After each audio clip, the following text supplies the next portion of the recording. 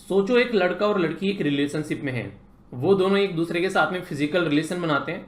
Physical relation बनाने के बाद में लड़का जो है लड़की से बोलता है कि मैं तुम्हारे साथ में शादी नहीं कर पाऊंगा, और उसके बाद में किसी और लड़की से शादी कर लेता है। वो लड़की जो है उस पर्टिकुलर मुद्दे को लेकर कोर्ट में चली जाती है और कोर्ट के साथ में बोलती है कि जज साहब, इस लड़के ने मेरे साथ में धोखा किया है।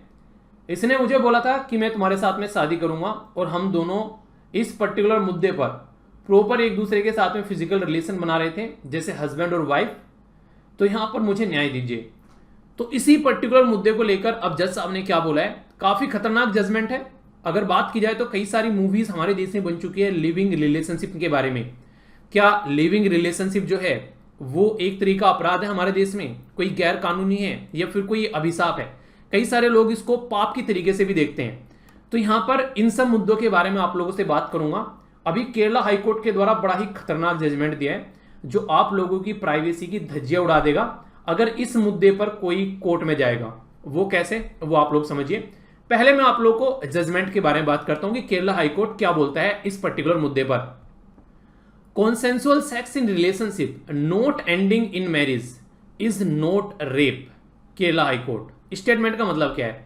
कॉन्सेंसुअल का मतलब होता है कि आप लोगों की सहमति से अगर एक दूसरे के साथ में आप लोग सेक्स कर रहे हैं और उसमें कोई ऐसा आप लोगों ने एग्रीमेंट नहीं किया है कि हम लोग सेक्स इसलिए कर रहे हैं क्योंकि हम लोग आगे चलकर शादी करेंगे, और शादी अगर नहीं होती है तो ये रेप नहीं माना जाएगा। पर लेकिन अगर एग्रीमेंट कर रखा है कि हाँ सेक्स तभी करेंगे, फिजिकल रिलेशन तभी बनाएंगे जब शादी करेंगे, तो फिर ये रेप की कैटेगरी में आएगा। अब आप लोग इस पॉइंट को समझिए, ये बड़ा ही खतरनाक पॉइंट है। अगर आप लोग इसको ध्यान से देखोगे तो आप लोगों को पता है हमारे देश में एक पर्टिकुलर केस है राइट टू प्राइवेसी के बारे में, और राइट टू प्राइवेसी जो है वो फंडामेंटल राइट बन गया था केएस पुत्तास्वामी केस के बाद में। तो केएस पुत्तास्वामी जी जो है ये कर्नाटक हाईकोर्ट के जज थे। आधार कार्ड का केस लेकर ये बेसिकली कोर्ट में पहुंचे कि आधार कार्ड का डेटा जो है वो आज की डेट में कहीं पर भी किसी भी तरीके से कई बार चोरी होता हुआ पाया जाता है, तो हमारी प्राइवेसी का हनन हो रहा है। जब से प्राइवेसी का मुद्दा आया तो सुप्रीम कोर्ट में बड़ा ही शानदार जजमेंट आया और राइट टू प्राइवेसी जो है वो फंडामेंटल राइट बना दिया। पार्ट 3 के अंदर में, संविधान के अंदर में, जो कि आर्टिकल 21 के अंदर आता है, जो कि राइट टू लाइफ के बारे में भी बात करता है।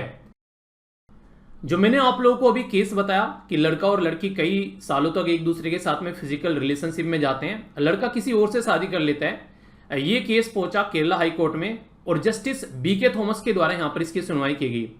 जब यहां पर सुनवाई की गई तो दोनों से पूछा गया क्या आप लोगों ने फिजिकल रिलेशनशिप बनाने से पहले ये बोला था कि एक दूसरे से शादी करेंगे? तो लड़के ने साफ साफ बोल दिया कि जज साहब, मैंने ऐसा कुछ भी नहीं बोला था, क्योंकि हम दोनों अलग अलग कम्युनिटी से आते हैं और मुझे पता था कि हम दोनों के परिवार जो हैं वो एक दूसरे को सपोर्ट नहीं करेंगे, तो इसलिए इस मुद्दे पर हम लोग बिल्कुल क्लियर थे कि शादी नहीं होगी। तो यहां पर एक बात बिल्कुल क्लियर होगी कि बिना शादी का एग्रीमेंट किए दोनों एक दूसरे के फिजिकल रिलेशनशिप में थे और 4 साल से एक दूसरे के साथ में रिलेशनशिप बना रहे थे।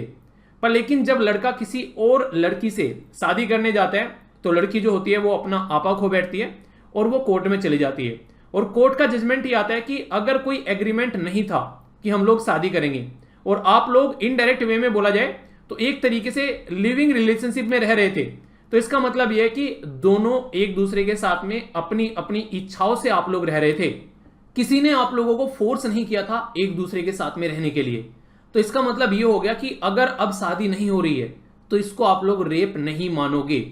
अब आप लोग यहां पर यह सोचिए, कल को चलकर यह पर्टिकुलर केस आ रहा है और यहां पर आमने सामने लड़का लड़की खड़े हुए हैं कोर्ट के अंदर में, और यहां पर कोर्ट जो है वो आप लोगों से क्वेश्चनिंग करना स्टार्ट कर देता है आप लोगों के प्राइवेट मूवमेंट के बारे में, कि क्या किसी भी मोमेंट पर लड़की से पूछता है तुमने ये बोला है कि तुम इसके साथ में शादी करोगे? किसी भी मोमेंट पर लड़की ने आप लोगों को एक दूसरे के साथ में एग्रीमेंट कोई हुआ है?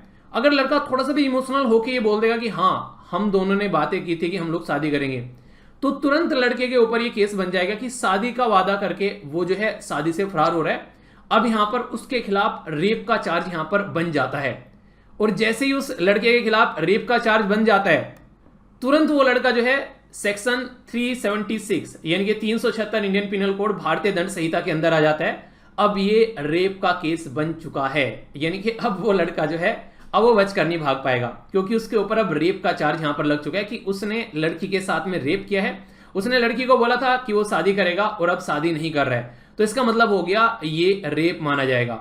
अब यहां पर ये बड़ा ही एक महीन सा धागा है, यानी कि एक तरीके से आप लोग बोल सकते हैं कि ये बड़ा ही एक सब्जेक्टिव सा इशू बन जाता है। यहां पर इसके अंदर कोई ज्यादा ऑब्जेक्टिविटी आप लोगों को देखने को नहीं मिलेगी।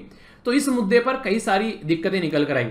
जब जजमेंट आ रहा था यहां पर, और जो जज साहब जो है जजमेंट सुना रहे थे, उनके द्वारा एक बड़ा ही इंटरेस्टिंग फैक्ट रखा गया कि अगर हम लोग यहां पर इस पर्टिकुलर मुद्दे को बोले कि यहां पर एक दूसरे के साथ में रह रहे हैं और एक दूसरे के साथ में फिजिकल रिलेशनशिप बनाए, और इसको अगर रेप मान लेंगे, तो जो लिविंग रिलेशनशिप के ऊपर देश के अंदर जो भी अब तक चीजें चली हुई आ रही हैं, वो सारी जो है वो रेप की कैटेगरी में आ जाएगी। क्योंकि आप लोगों को पता होगा अभी रिसेंटली एक कोर्ट का डिसीजन आया था, उसमें यह बोला गया कि जो लिविंग रिलेशनशिप में अगर कोई कपल रह रहा है तो उसको सपोर्ट प्रोवाइड कराना है लोकल एडमिनिस्ट्रेशन के थ्रू, उसको यहां पर प्रोटेक्शन प्रोवाइड कराना है अगर कोई उनको एक साथ रहने से रोकता है तो। यानी कि कोर्ट भी यहां पर बोलता है कि आप लोगों का अधिकार है, आप लोग किसके साथ में रहते हैं, किसके साथ में शादी करते हैं, आप लोगों की प्राइवेसी है, आप लोग जिसके साथ में जो भी अपने मूवमेंट शेयर करना चाहते हैं, कोई भी इसमें इंटरफेयर नहीं करेगा अगर आप लोगों की दोनों की सहमति है तो। रेप ओनली इसको तब माना जाता है जब कंसेंट न हो, सहमति ना हो, बिना सहमति के किसी को फोर्सफुली यहां पर जो फिजिकल रिलेशनशिप बनाने के लिए मजबूर किया जा रहा है तो उसको रेप माना जाएगा। वरना अगर अपनी मर्जी से किसी के साथ में फिजिकल रिलेशनशिप में है तो उसको रेप नहीं माना जाएगा। बार बार मैं आप लोगों को ये वाली पिक्चर क्यों दिखा रहा हूं, इस वाली पिक्चर को अगर याद होगा, मूवी का नाम बताइए, मूवी का नाम क्या है। इसमें यहां पर अक्षय कुमार और जो प्रियंका चोपड़ा है उनके बीच में रिलेशनशिप रहता है, इनका बच्चा होने वाला होता है, पर लेकिन बच्चे को गिरा देती है प्रियंका चोपड़ा, ये बोलकर कि मुझे अपना करियर देखना है। अक्षय कुमार जाकर करीना कपूर के साथ में शादी कर लेते हैं और फिर ये केस पहुंचता है कोर्ट के अंदर में। अब आप लोगों को अगर इस मूवी का एक भी मूवमेंट याद आ रहा हो तो आप लोग जो कोर्ट के अंदर जो डिस्कशन चलता है वो डिस्कशन अगर आप लोगों को याद आ रहा हो कि चाकू खरबूजे पर गिरे या खरबूजा चाकू पर गिरे, कटेगा तो भाई साहब खरबूजा ही, तो वो जो बातें वहां पर हो रही थी कि आपने इसको कैसे पकड़ा, आप ऊपर थे कि आप नीचे थे, वो सारी बातें फिर इस तरीके से आप लोगों से पूछी जाएगी कोर्ट के अंदर में। तो इसीलिए मैंने बोला था कि ये प्राइवेसी की धज्जियां उड़ाएगा अगर आगे चलकर यहां पर कोई ऐसा मुद्दा लेकर कोई कोर्ट के अंदर में जाता है तो ये बड़ा ही खतरनाक जजमेंट है। जीएस पेपर 2 यूपीएससी के अंदर आप लोग इसको कनेक्ट कर सकते हैं। आप लोग अधिकार के बारे में बात करते हैं तो राइट टू प्राइवेसी के अंदर आप लोग इसको कनेक्ट कर सकते हैं। तो बड़ा ही इंपॉर्टेंट टॉपिक है और इसको मेंशन भी कर सकते हैं अगर कुछ आंसर राइटिंग में लिखने के लिए आए, या फिर डायरेक्ट भी यहां से आप लोगों के लिए क्वेश्चन बन सकता है। तो कभी भी किसी भी रिलेशनशिप में जाएं तो कम से कम माइंड में इतना क्लियर होना चाहिए कि क्या क्या कॉन्सिक्वेंसेज इसके हो सकते हैं आगे चलकर। अगर रेप का चार्ज एक बार लग गया तो ये समझिए कि जिंदगी जो है वो बर्बाद हो जाएगी, और इसको गलत तरीके से इस्तेमाल भी किया जा सकता है, तो वो भी आप लोग ध्यान रखिएगा। तो आज की डेट में बड़ी ही कॉम्प्लिकेटेड होती हैं चीजें, जिंदगी को ढंग से जीना है तो माइंड में जितनी क्लैरिटी रखोगे, किसी भी रिलेशनशिप में जाने से पहले अपने आप को सोच लो कि ये सही है या फिर गलत है, वरना फिर पछताए क्या करे जब चिड़िया चुग गई खेत। तो कैसी लगी ये वीडियो, बाकी जो भी अगर इसके ऊपर कोई आर्टिकल आएगा तो द हिंदू डिस्कशन में हम लोग कवर कर ही लेंगे। अपना ध्यान रखिए, नेक्स्ट वीडियो में मिलता हूं। बड़ों को नमस्ते, छोटों को प्यार, छोटी सी लाइफ एंजॉय कर यार। मिलता हूं नेक्स्ट वीडियो में, तब तक के लिए जय हिंद।